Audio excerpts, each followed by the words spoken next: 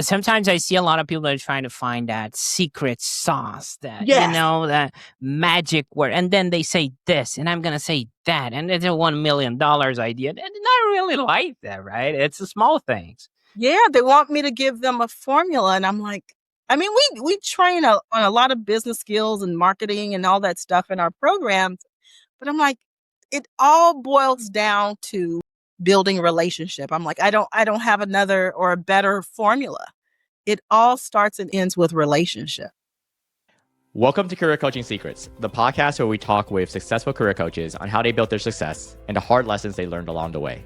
My name is Davis Nguyen, and I'm the founder of Purple Circle, where we help career coaches scale their business to $100,000 years, $100,000 months, and even $100,000 weeks. Before Purple Circle, I've grown several 7- and 8-figure career coaching businesses myself, and have been a consultant at 2 career coaching businesses that are doing over $100 million each. Whether you're an established coach or building your practice for the first time, you'll discover the secrets to elevating your coaching business. Welcome to Career Coaching Secrets Podcast. I'm Pedro, and today's guest is Sophia Casey, a master certified coach and global leadership voice known as a true coach's coach. As the founder of ICLI Rising and ICF-accredited coaching school rooted in liberation, leadership, and love, she's trained, mentored, and evaluated thousands of coaches while supporting executives and teams at organizations like Google, TJ Maxx, and BetterUp. A best-selling author and international speaker, Sophia brings decades of experience across corporate, nonprofit, and entrepreneurial spaces. Her work helps leaders and coaches get clear, aligned, and backed into their zone of genius, leading with both rigor and heart. Welcome to the show, Sophia. Thank you. Oh my gosh. Come on the road with me. That's the best introduction ever. Well, you built it. It's your fault. Wow. It's beautiful. Beautiful. Well, Thank you. I appreciate it. And it's great to have you, Sophia, but I like to backtrack a bit. I like that first edition, that will tell me the origin story, So Yes. every coach has that moment where they look at their life and say, you know what? I guess this is what I'm doing now. When was that for you? Well, it was, it actually, one of my sorority sisters, I just noticed something was different about her. Like I couldn't pinpoint it. It wasn't her, like that she had changed her hair, but it was something about her, like her being had changed. And so I asked her one day, I'm like, what's up, girlfriend? Like something clearly is different. What are you doing? And she shared, she goes, well, I've been working with a coach. And I'm like, what? A coach? What do you mean? And I thought she meant like some type of trainer or physical trainer, training like that. And she's like, no, I guess he would be considered like a life coach. And I've just had some really major shifts in my life and then how I'm showing up. I was like, okay, I'll have what she's having. So she said, hey, let me give you his information. So long story short, I end up doing a coaching session, just like a sample session, if you will, with her coach. And literally 10 minutes into the conversation, I was like, OMG, this is what I am meant to do. And so then he introduced me to coach training. So I went through formal coach training, but I'm telling you, it blew my mind. Like how much, not just how much I got through in the conversation in terms of like goal setting and that sort of thing, but how much I got for myself in like 15 minutes. I was like, I am hooked. Yeah. Well, that's great. I mean, and when did it shift, from you talk to your girlfriend and hey, you were introduced to this coach, but what I want to understand is when it's shift from I'm helping people to, you know what, I'm building a real business around this. Absolutely. Well, a big contributor to that is going through formal coach training and really learning about I won't say the true definition because I'll get into a debate there, but another definition of coaching. So the International Coaching Federation's definition. And going through the formal training was very helpful. Also, again, very transformative for myself, not just in terms of like learning coaching skills. So it really was during coach training that I was like, okay, the light bulb went off. Like I could actually make this a career. This can be my career. And I was working full time at the time. I had a pretty big job at the time, senior manager. But yeah, there was one day I would say during coach training that I was like, you know what? I think I can do this as a business. And they were very supportive of that too. So that helped, of course. Okay. And after you got rolling, who are the people that kept showing up? The ones you realize, okay, this is my crew. Oh my gosh. Certainly the instructors in the program, but also we were assigned mentor coaches who just kind of supported us all the way through with, making sure that we really were demonstrating those coaching skills. So that was huge. But also I would say my one-on-one coaches, my one-on-one life coaches, life and leadership coaches, it just really blew my mind, Pedro, like how I couldn't scare them. I tend to be a big presence and very, gregarious. And sometimes people do get a little bit like, oh my goodness, a little intimidated. And I say that unapologetically. But these coaches, and I'm thinking about one in particular that I first started working with, she just didn't get on the court with me and my drama and my when my saboteurs were acting cuckoo for Cocoa Puffs and running amok. And I was really impressed by that. So it's like she coached me from a place of accountability, but there was love in her coaching. There was leadership in her coaching and a whole lot of, you're not going to derail me because I'm not on the court. This is about you, Sophia. This is not about me. And I was like, okay, I want more of that. I mean, that's the coaching side. I want to talk about something that's a bit different, and it's marketing, okay? Because I understand that you certify coaches, right? Yes. And the ICF and enroll them and all of that with Absolutely. the ICLI Rising. So how do they usually find you? That's a great question. So originally when I got started, social media, I'm dating myself, social media wasn't even close to as popular as it is now. And I started thinking about like, how can I connect with people? Like, how can I cast a big net as opposed to like one at a time.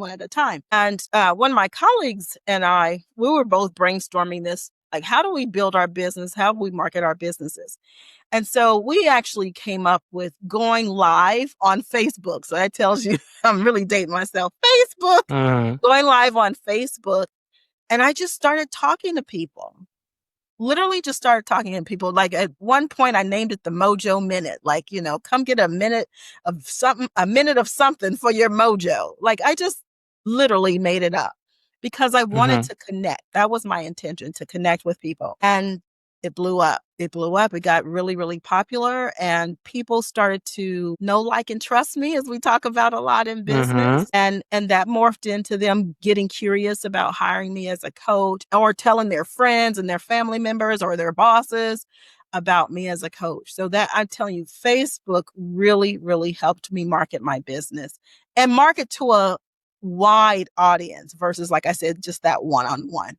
And then from there, since I grew my confidence around Facebook, then I went to other platforms like Instagram and LinkedIn and that sort of thing. But I tell you, at the root of it, it's connection. It's building relationship. Like I get asked all the time, Sophia, how is it that you're so successful in all your businesses? It is because I love building relationship. It really is. I wish I had something fancier to say. I mean, I don't. It doesn't have to be, right? Sometimes I see a lot of people that are trying to find that secret sauce, that, that magic word. And then they say this, and I'm going to say that. And it's a $1 million idea. They're not really like that, right? It's the small things. Yeah, they want me to give them a formula. And I'm like, I mean, we train on a lot of business skills and marketing and all that stuff in our programs. But I'm like, it all boils down to building relationship. I'm like, I don't have another or a better formula. It all starts and ends with relationship. Yeah, that resonates a lot with me. Okay. I mean, let's talk business for a second. Yeah. One of my favorite topics. That's your favorite. Okay. So people find you either through Facebook or LinkedIn or Instagram, whatever social media we're talking today. So they resonate with your work, right? The other coaches, they want to get, certified. And eventually they want to know what working with you actually looks like. So everyone builds their coaching business a bit differently, especially yours, right? So when someone actually becomes a client, what does that experience look like right now? Oh my gosh. I'm addicted to that experience. Once someone decides, like, maybe they've seen me online or, maybe they've been referred to me or maybe I've done a workshop or something Uh-huh. in their organization. But typically what happens is, we get all the logistics stuff out of the way and then we start doing a deep dive around who they are and what they want. And Pedro, I cannot express to you how many times people have been stumped by the question of, what do you want? Mm. What do you want? Like, what do you really, really want? Like, forget all the how to and all that stuff. Like, what do you really want? And so that's typically where we start. Who are you and what do you want? And those can be some very, very transformative and deep conversations because you can imagine all sorts of stuff Uh-huh. bubbles up. Something as simple as also, I don't know. Mm. I really don't know what I want. So then it's like we go on this almost like a scavenger hunt of, sorting that out and figuring that out, or me supporting them and figuring that out. I mean, I need to highlight something here. The what do you want, that they sometimes trip over. I'm not sure if you agree with me. This is something that I'm just thinking out loud. It's like, Sure. our father, at least my dad, like on my experience, it sounds like they used to pave the way to tell other people what they should be doing, and then we see ourselves in today's world and it's changing, like not in decades, but in years.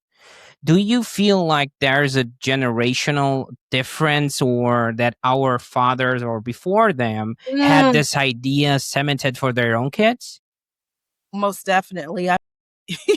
When I look at, I coach a lot of coaches also. So when I look over, all the coaches I've supported, entrepreneurs, the executives that I have worked with, my clientele runs, I think, 3 or 4 demographics. Yeah. So baby boomers, Gen X, Gen Z. And I would say, yes, there is a difference. I've noticed a difference. One of the things that stands out for me mostly is that millennials and I would say Gen Zs are more risk takers Mm. than I noticed, like with the baby boomers, I imagine it's because of what you said. Like back then, it's like, no, what you were going to do, your career, your business, whatever your journey was really prescribed to you. And sometimes even when you were a little child, like this is what you're going to do. Yeah, like my Mm-hmm. parents wanted me to be a medical doctor. No, thank you. Bye, daddy. Not Not gonna happen. Not doing that. But fortunately, my son is on that path. So great, it works for him. But yeah, I would say that's one of the biggest differences that I've noticed is that the younger generations, and I'm saying younger than me, but younger generations are more risk takers. To me, they're more curious about trying something out, seeing how something works. And also I would say another big difference is there's less of a fear of saying, nah, I don't like that. I changed my mind. Mm. I'm going to go test out something else. Let me ask you this, Sophia. I'm not sure how much are you involved in ops, right, with your clients and how that plays out. Just so I can understand the big picture. When someone joins your program, we're talking about one-on-ones, we're talking about group coaching, the structure itself. How does that play out? Yes. So some of our customers, if you will, they actually come to us sponsored, company sponsored. So like their organization has decided that coaching or coach training would be very supportive of them. We love those. So sometimes they come to us that way for sure. And in terms of like the operations side of it, I'm not really, really involved on that end. Now, of course, for my one-on-one clients, I'm a lot more involved in the operations. Although this year I made a big declaration And that is that I'm pulling away from being so involved on the operations side so that I can go do more of what's in my zone of genius, which is stuff like this and talking and traveling the world and sharing about the power of coaching. So I've pulled away from operations quite a bit. Interesting.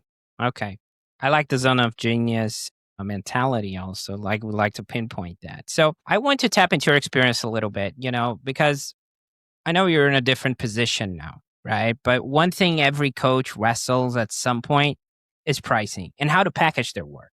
So how do you think about it today? Because we see a lot of coaches and our audience, there are a lot of coaches too, and people looking for coaches. So we see a lot of self-worth trip onto, am I worth it? Should I be charging X or Z, So were there any lessons along the way that shaped how you landed where you are right now? Yes, absolutely. Literally, I can't make this stuff up. I literally just had that conversation with a new coach. This person is a former executive and now they're coming into the coaching industry. And you can imagine I have these conversations a lot. And my belief behind it is your worthiness has nothing to do with what you're actually providing. I mean, I can giggle about it now, but when I first started, I completely collapsed those two. Like when I was thinking about like what I was going to charge for one-on-one coaching, I had the sweaty palms, the dry throat. I will, the very quickly beating heart because I was afraid because I did put them together. And I'm like, who am I to charge, hundreds, thousands of dollars when I'm just starting out, first of all? Who am I to do that? Because I did couple them together. Another thing that really has stood out for me and has been very pivotal in helping me decouple that, like I was born worthy. Okay, so that's where I am now. So to go from, oh my gosh, who am I to charge this to all the way to, yeah, I am worthy. That took a lot of work. It took a lot of work. And a big part of the work was accepting a new definition of value, like the value that I provide, the value of my coaching. And one of the things I learned, and I had a lot of support around this, lots of coaches and therapists have supported me around this, and some of my coaching besties too. But one of the things that was really an eye-opener for me, Pedro, is I started learning that in order to really be a good coach, to be an effective coach, I want to have the mindset that this coaching conversation is actually not about me. It's about Pedro, right? You came here to work on your goals. This is about you and your goals in your life. So if that's truth, so if I accept that as truth, then that means I don't have to perform for you. Just got goosebumps.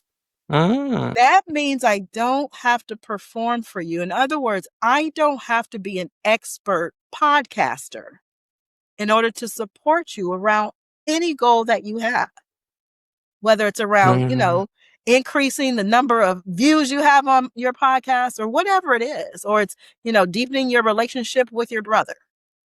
I can coach you and support you around any goal at all because I don't have to be an expert at what you're an expert at, and I don't have to perform. That was a huge, huge shift.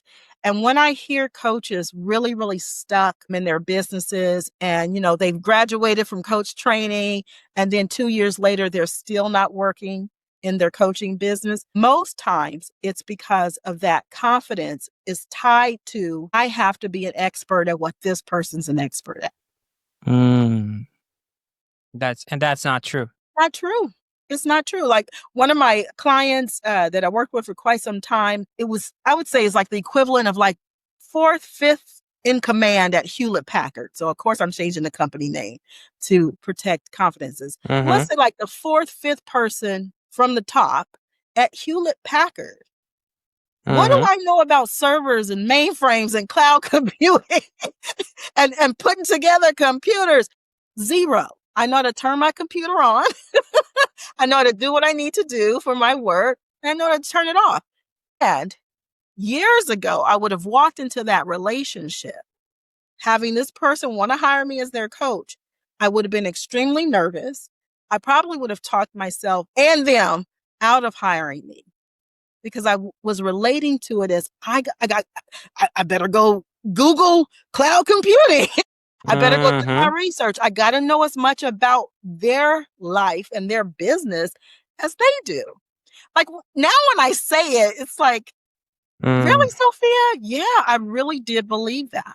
So now when people come to me and they say, hey, Sophia, I just want to do like I call mine chemistry calls. Like I just want to, do a sample coaching session with you, check you out a little bit, check out coaching a little bit. It's rare that I'm nervous about it because it's not about me. That's so true. And coaching is a different skill set. It's not about the task itself of, like if you have a guy that's a GOAT, let's say Michael Jordan, right?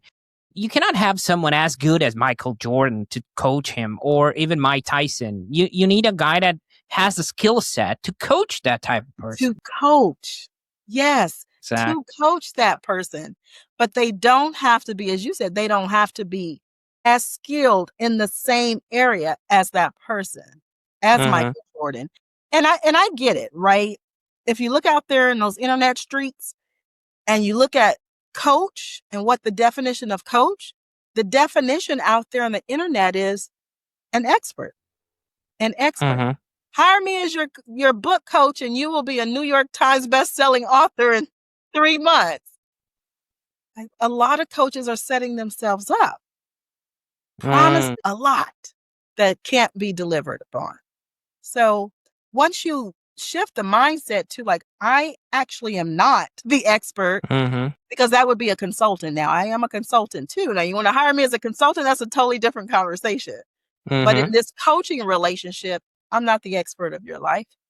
I'm here to support you. Maybe you're seeing some blind spots, maybe noticing some barriers or things that have gotten in the way, but helping you co-create in this space for you to actually have what it is that you say you want.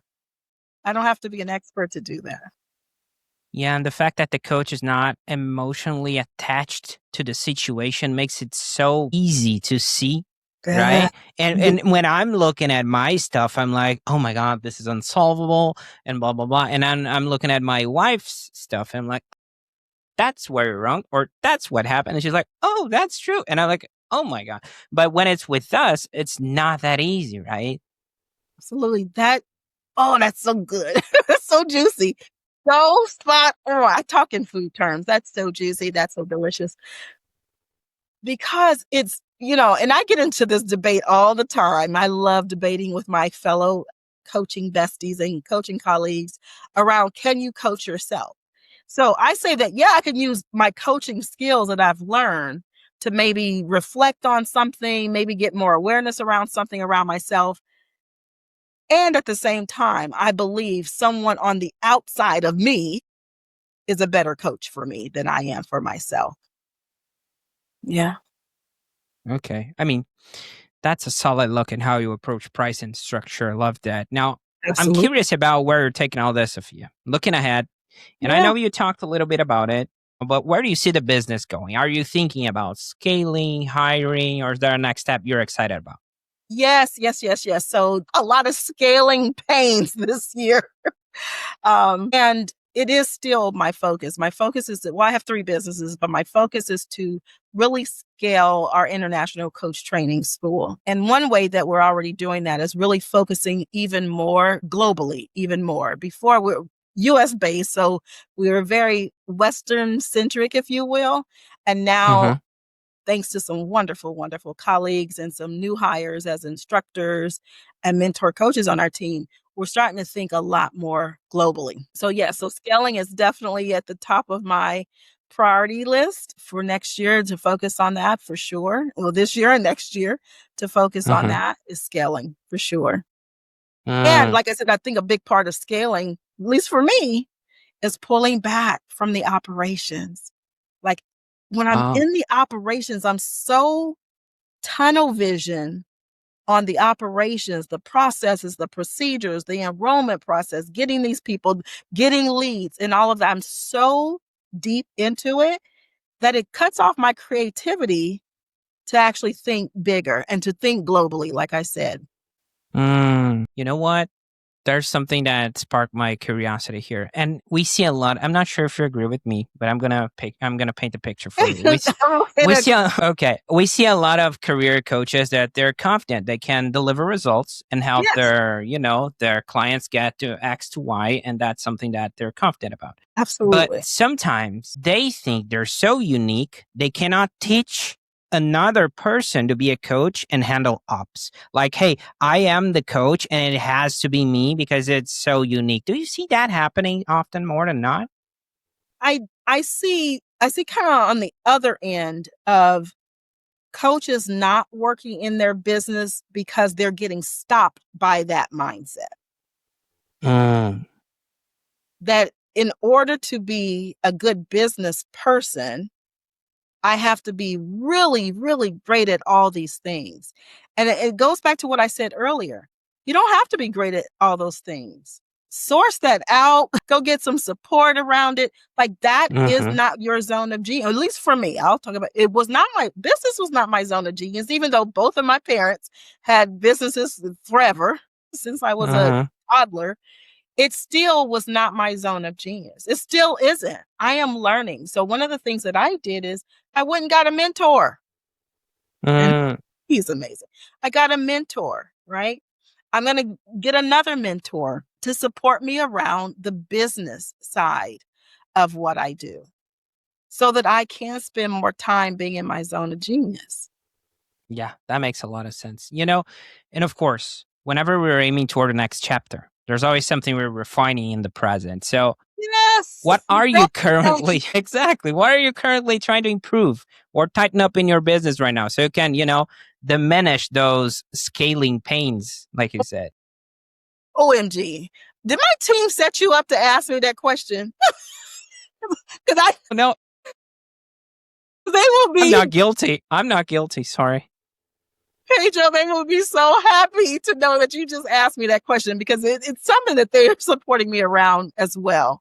So I'll say, I believe I'll just take the coach training school. One thing that when we really, really do a great job at this, things will be ease and flow and smooth sailing. And that is follow through.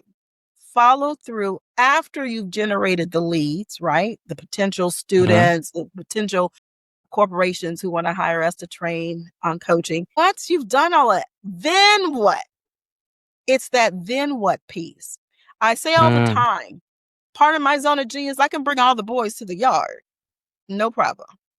No problem. That's a song too. I can bring all the boys to the yard because of my natural ability to connect and build relationship instantaneously, right?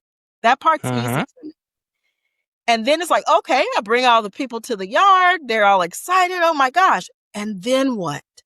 And so I am really, really zoning in and getting a lot more focused around having processes, procedures, systems in place. I love AI. Mm. I'm loving getting more curious about using AI, but getting really, really focused on what are those foundational structures that we can have in place so that I can continue to bring all the boys to the yard, but the boys actually get supported, like to get all the way to Mm-hmm. class or get all the way to whatever the product that we're selling. Yeah, that has been a big, big gap for us for the last year and a half. Mm. Get that full circle. Yeah, that Yes, makes a lot of sense. And until now. it's crucial. It is Until now, crucial. yeah. It It's is crucial. crucial. It's on the bucket list for 2026. I Big know time. you'll get there. Big Okay. Our CRM got hundreds and hundreds and maybe no thousands, not even hundreds of names, right? And leads. Mm-hmm. And the majority of those people were like, oh my God, I'm so excited. So Mm. I've really been focused on also like learning more, documenting how I do enrollment and how I build relationships and documenting like the sales side so that we can copy that, reproduce it, repeat, and train others Mm-hmm. to do that. Yeah. Perfect. Okay. Sophia, I want to tap into your experience for a second because people listening can really benefit from this. You've been in the game, 30 years and 16 as a coach. It's long enough to hear all kinds of business advice. I can tell you that. Some that stick, some that really doesn't. So, Sure. what's one piece of business advice you hear all the time that you think this is overrated or maybe misunderstood? Oh my gosh, that you have to grind. Grind, grind, grind. Pull yourself up. I mean, that word, like if you want to trigger me, you just say the word grind. But yeah, that you have to work more and you have to work harder to be successful. Like if you're not being successful or seeing the success that you want to see, we hear it all the time. Well, you need to roll up your sleeves more. You need to put in more hours. You need to put in more time. No, I feel like a rebel. I feel like a rebel entrepreneur. A lot of times I'm like, no, I am not. Now, there was a time where I was like, okay, sure.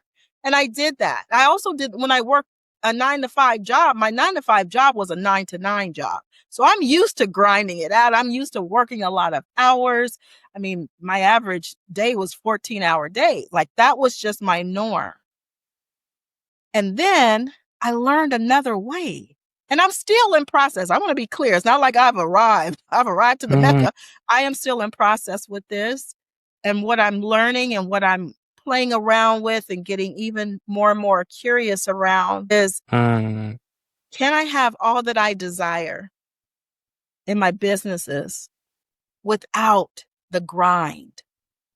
Like every now and then, hey, let's get in the room, roll up our sleeves, grind it out, right? Maybe we have some big project or something that we're working on, but not having that be my everyday. No. One of the scary things that I did, it was scary for me because I tend to be one who loves to work, is I recommitted to taking 1 weekday off every week. Excuse me, 1 weekday off every week. And I tell you, even still, I have to really talk myself through it. Like, Sophia, no, you're off. No meetings whatsoever. No meetings. Because then, of course, I'll get a text message or I'll get a call or an email. Hey, Sophia, just really quickly, let me jump on the schedule. And of course, all sorts of things are happening over here. I'm like, oh my gosh, I don't want to miss this opportunity. And what I've learned is that that's the quickest way to burn out. Yeah. I mean, the relationship with your own business, right? Not that it's sometimes we see people that are serving their businesses instead of the other way around. The business should serve them. They built it, right? And now they have this ball of chain around their ankle and they're like, oh my God, I'm working 13 hours, 14 hours a day, right? Yeah. Well, a lot of my, fellow entrepreneurs, it's just like an understood thing that entrepreneurs work every weekend. Like you work 7 days a week. And I'm like, no, I am not subscribing to that. There was a point in time I did. I said, I'm not subscribing to that. So my Sundays are definitely very holy for me. There's no work happening and sometimes I will work, like if we're going to have a training class on a Saturday, well, of course, yeah, I'm working. But I tell you, that has been, and that mindset, like, I don't feel like it's going away. That grind it out, work more. You need to work more in your business. I don't think it's going away. And I'm grateful for the power of coaching because coaching and therapy, I always have both, really helped me break free from that. And like I said, I'm still in process. I still have to remind myself, like Sophia, about a month or so ago, I literally was on this beautiful, beautiful island. And I actually got to go there for work. It was an actual facilitation opportunity. But even while I'm there, being in my zone of genius, enjoying what I do, facilitating, speaking, blah, blah, blah. There was a moment I remember sitting in a restaurant overlooking the beautiful, beautiful ocean. Sun is setting. And I started to feel guilty. Like, what are you doing?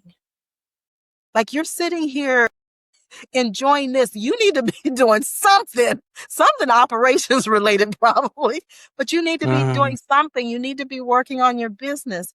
And I'm telling you, that has really been a huge breakthrough for me. And of course, my saboteurs and my inner critics, whisper in my ear sometimes and say, see, if you hadn't been sitting there enjoying that sunset, you could have responded to that email. You may have missed this. And so now I've been really focusing on this word that actually I learned from Oprah Winfrey. Years ago, I got to go on the Oprah Winfrey cruise, and it's JOMO, the joy of missing out, not FOMO.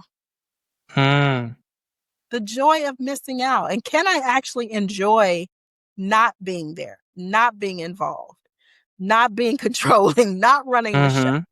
Yeah. Can I do that? Yeah.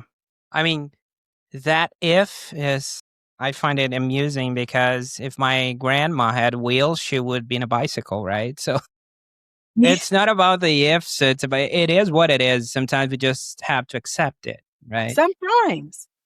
Yeah. And on the other side, Sophia, what's a piece of advice you wish more people actually took seriously?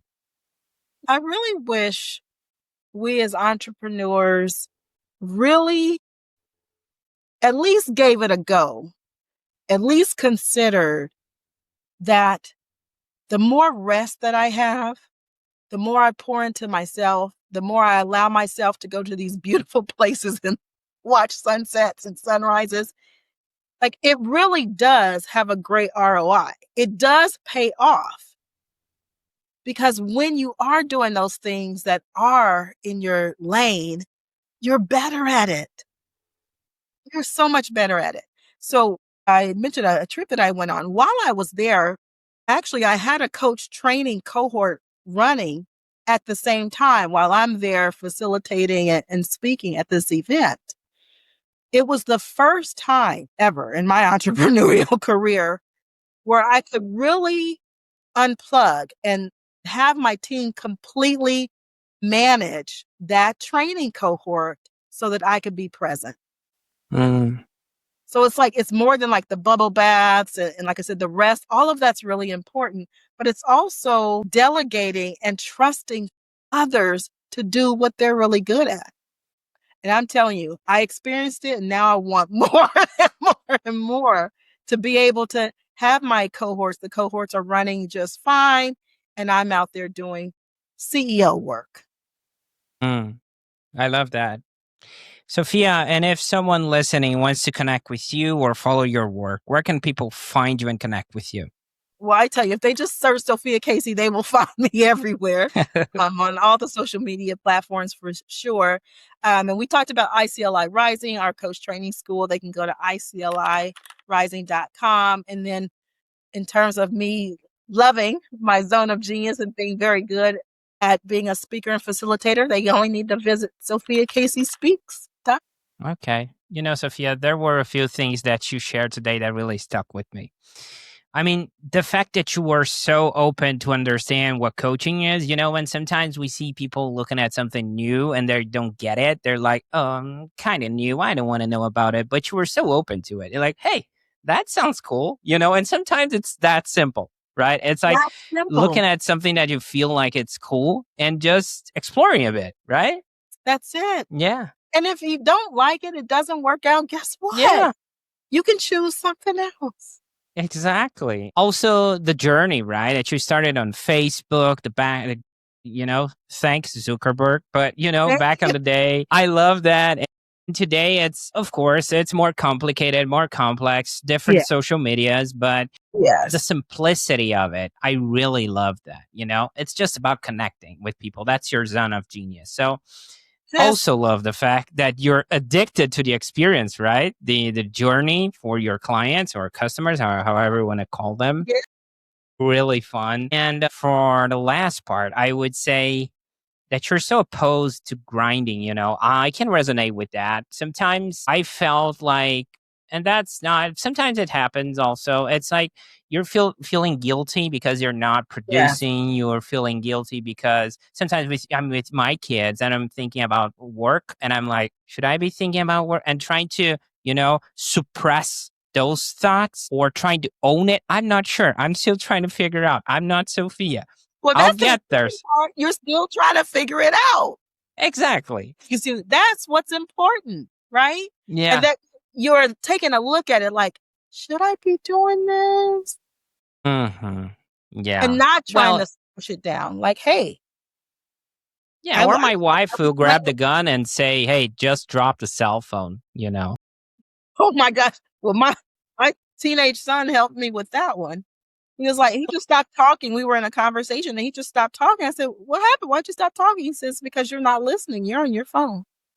Yeah.